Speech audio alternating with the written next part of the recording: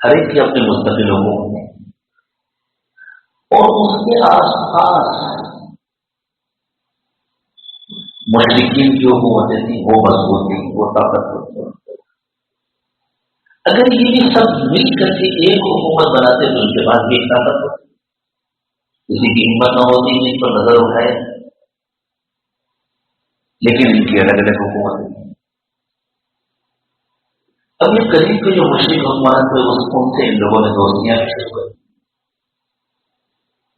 اور ان سے اختلافات بھی ہوئے۔ ان لوگوں نے کیا کرنا شروع کیا کہ مثلا ایک حکومت والے سے دوستی کی اور اس نے کہا دیکھو تم کو فلاں سے خطرہ ہے نا، ایک کام کرتے ہیں اس کو ہم ختم کرتے ہیں، تمہارا خطرہ ہم ختم کرتے ہیں، تو یہ خوش ہو جاتے ہیں، ہاں ہاں یہ تو ہمارے دوست ہیں۔ اس طرح ایک کر کے ان مشرق حکمرانوں ایک بہت بڑا طاقتور خطرناک بادشاہ تھا ان کے پڑوس کے اس زمانے میں، اس کا نام تھا جالوت۔ اس نے ایک کر کے ہڑپ کرنا چاہیے۔ اگر ہم اس تاریخ کو اچھی طرح سمجھ لیں تو آپ کو سمجھ میں آئے گا کہ عراق کو کویت پر چڑھوا کر پھر کویت کو اپنا ہم نوا بنا کر عراق کا قبضہ کر کے اور ادھر لیبیا میں خانہ جنگی کرا کے اور ادھر مصر میں تختہ الٹوا کر کے اور دوسروں سے تم لوگ خاموش رہو گے تمہارا دشمن ہے اس کو ختم کر رہے ہیں۔ بالکل وہی تاریخ کو ہے جن کے ساتھ یہ سب کچھ ہوا تھا، انہوں نے اسی تاریخ کو اس زمانے میں۔ اب جب ان لوگوں کو لگا کہ اس طرح تو ہماری پوری زمین آج چل رہی ہے، ہم سب مارے جائیں گے، تو جتنے بچے تھے انہوں نے آپس میں مشورہ کر کے اس زمانے کے جو پیغمبر تھے جن کا نام بھی لکھا ہے مرسلین، یہودیوں نے ان کا نام ذکر کیا ہے، ان کے پاس آئے اور آ کر کہنے لگے کہ حضرت ہم کو ایک متحدہ حکومت کی شدید ضرورت ہے، آپ ہمارا کوئی ایک بادشاہ مقرر کریں۔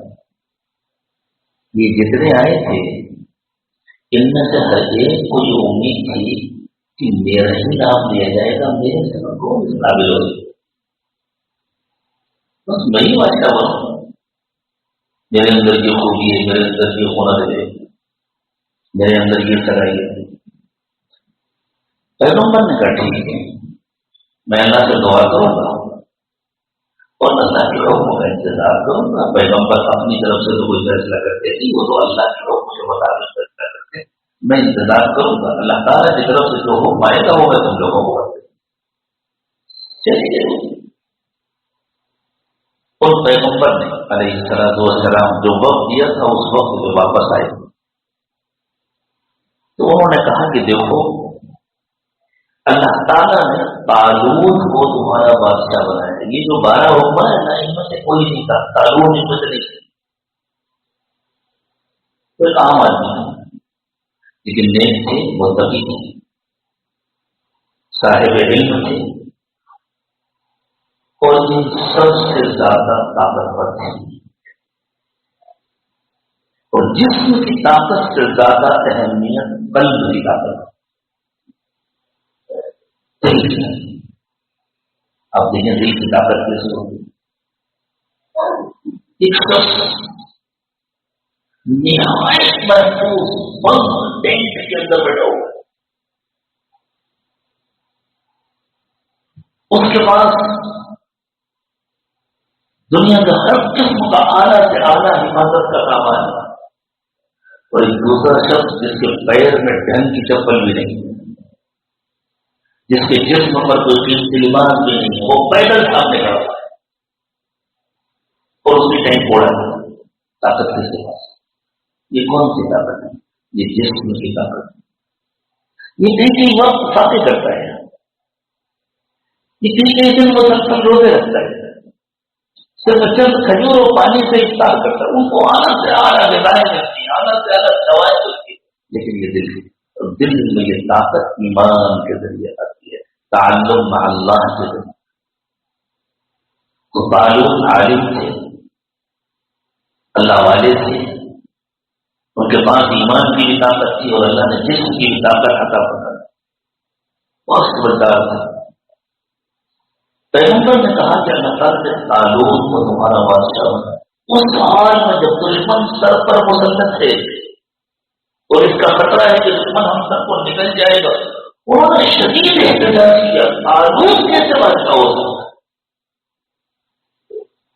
قرآن نے ان کے احتجاج کا ذکر کیا، أَنَّ يَكُونُ لَهُ الْمُلْكُ عَلَيْنَا وَنَحْنُ أَحَقُّ بِالْمُلْكِ مِنْهُ وَلَمْ يُؤْتَ سَعَةً مِنَ الْمَالِ۔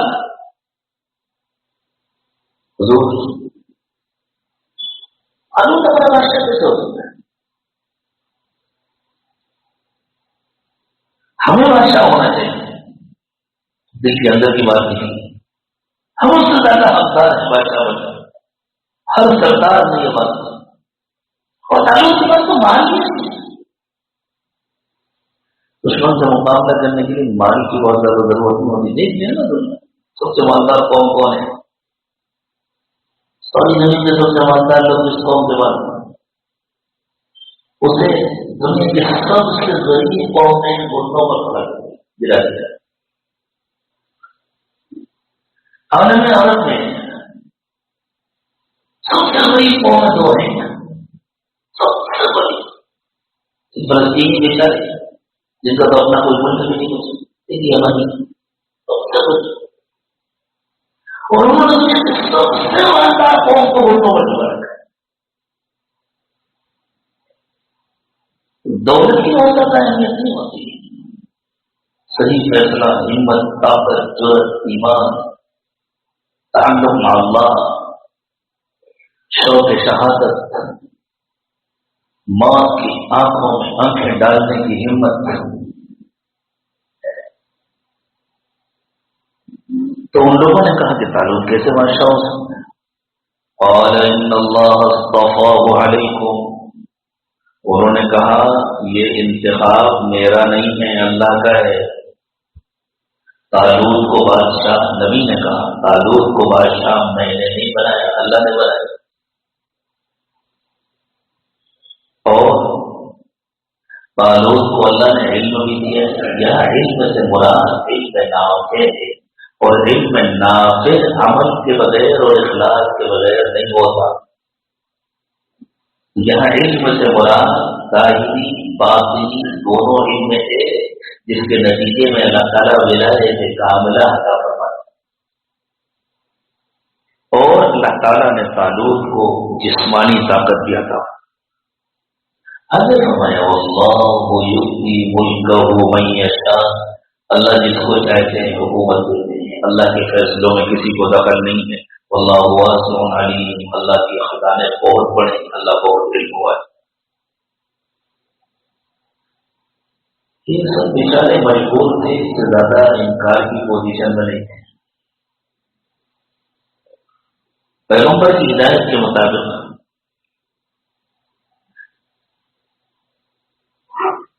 حضرت طالوت نے جب اقتدار سنبھالا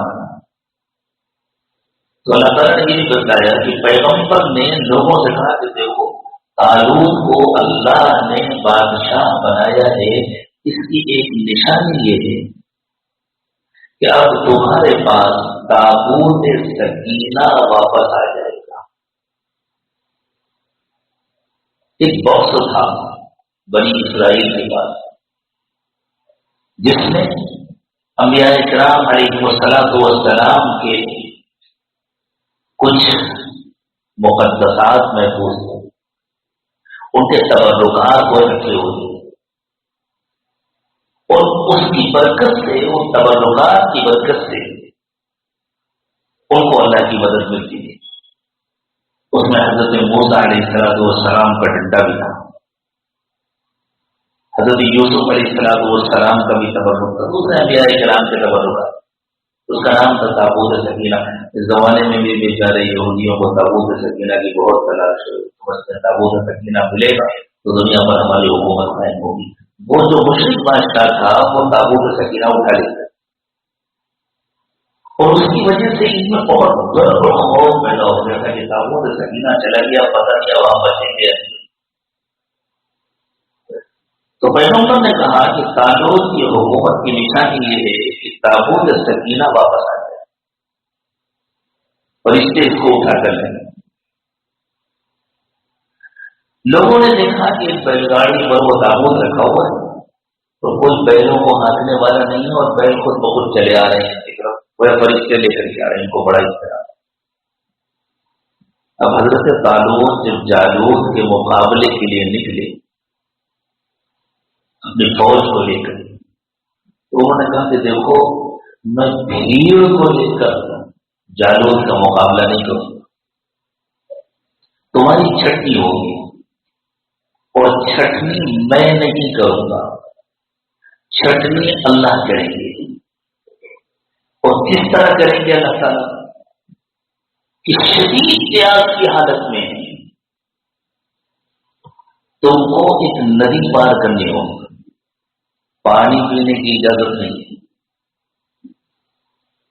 جو پیٹ بھر کر پانی پی لے گا بس وہ میرے ساتھ نہیں چل سکے گا, وہ بیٹھ جائے گا, وہ بھی نہیں بیٹھے گا. ہاں کسی نے ایک گھونٹ دو گھونٹ پی لیا تو اس کو معافی مل جائے گی, لیکن پیٹ بھر کے پانی پینے کی پیاس لگی ہوگی شدید اور پیٹ بھر کے پانی پینے کی اجازت نہیں ہے.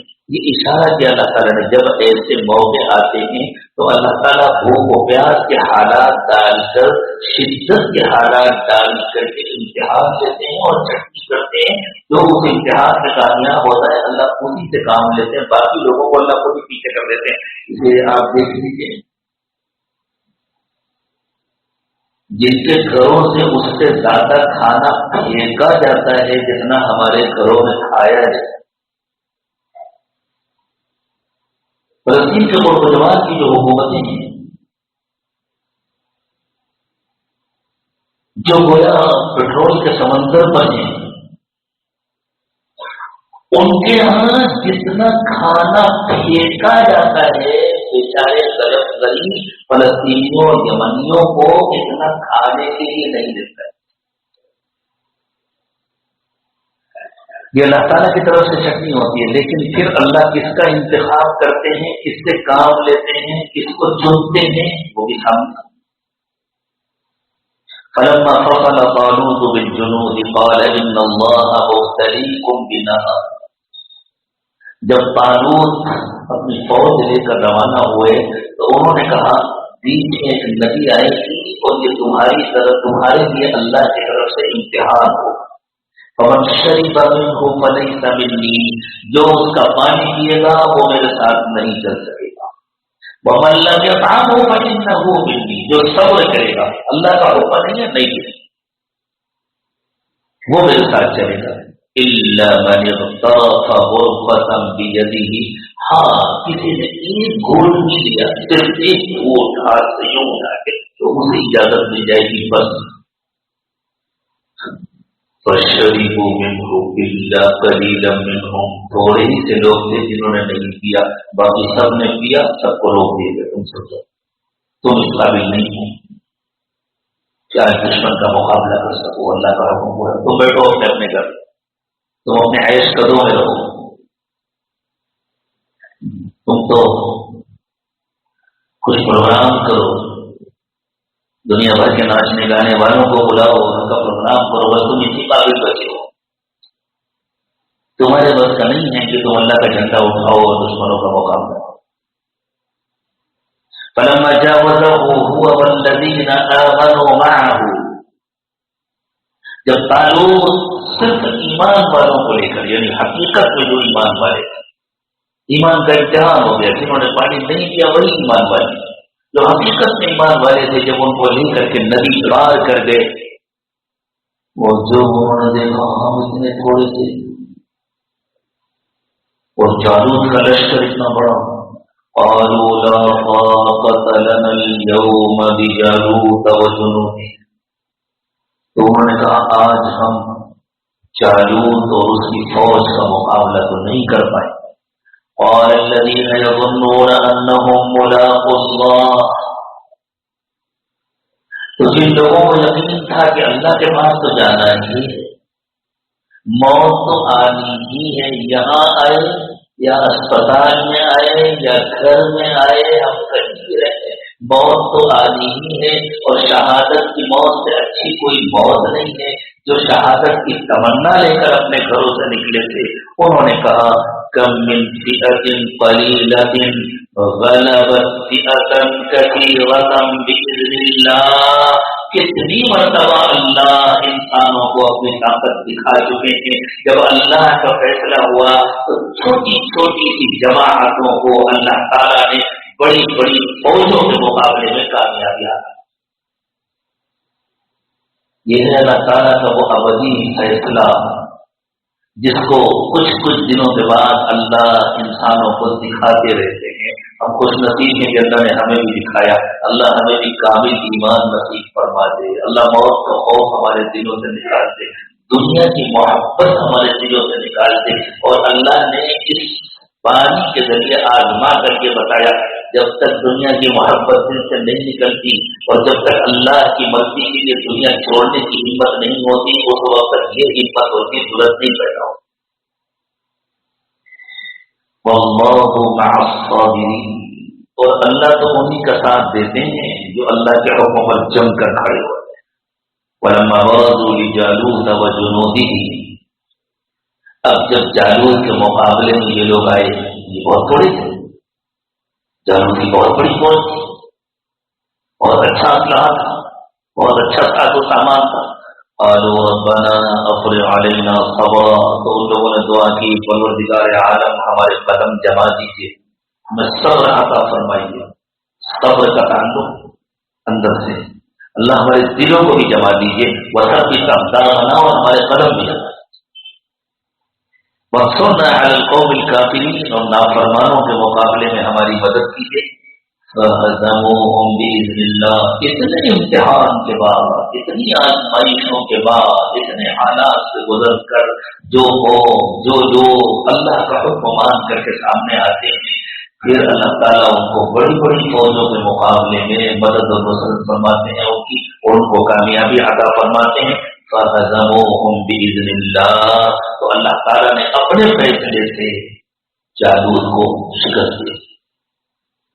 ان لوگوں نے ظاہری سبب ان کو بنائے، ان لوگوں نے ان ظالموں کو شکست دی اللہ کے حکم سے.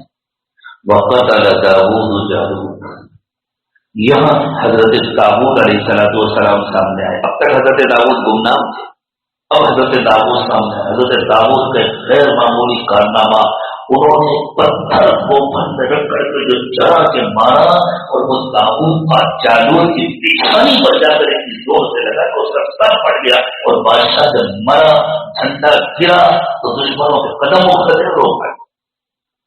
وقتل داؤد جالوت، آج بھی کتنے جالوت ہیں جو روزانہ بھیجے جا رہے ہیں ان کے دائمی ٹھکانے کی طرف سے، اور کتنے اللہ کے بندے ہیں جن کو پہلے کوئی نہیں جانتا تھا، وہ حضرت داؤد کا کردار نبھا رہے.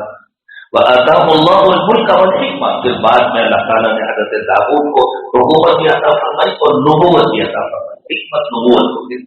وعلمہ مما یشاء، اور جو کچھ چاہا ان کو سکھایا. پھر اللہ نے اصول بتایا، اگر اللہ ظالموں کو ہمیشہ کے لیے چھوڑ دیتے ہیں، ان کو روکے نہیں، ان کے سامنے بند نہ باندھے، ان کو مغلوب نہ کرے، ان کی طاقت نہ چھینے، تو ظالم تو دنیا کو ظلم سے بھر دے، ساری دنیا کا نظام بگڑ جائے. ولولا دفع اللہ الناس بعضهم ببعض، اگر اللہ تعالیٰ لوگوں کو ایک دوسرے کے ذریعے دھکیلتے نہ رہے، لفسدت الارض، زمین کا سارا نظام بگڑ جائے. ولكن الله ذو فضل على العالمين، لیکن اللہ دنیا کو باقی رکھنا چاہتے ہیں، اس لیے دنیا والوں پر اللہ ہم سب کو بھی کامل ایمان عطا فرمائے. اللہ اس تاریخ سے ہمیں سبق سیکھنے کی توفیق عطا فرمائے. تاریخ جو کھلے آنکھوں ہمارے سامنے اپنے آپ کو دوہرا رہی ہے، اللہ اس سے ہمیں سبق لینے کی توفیق عطا فرمائے. وآخر دعوانا ان الحمد للہ.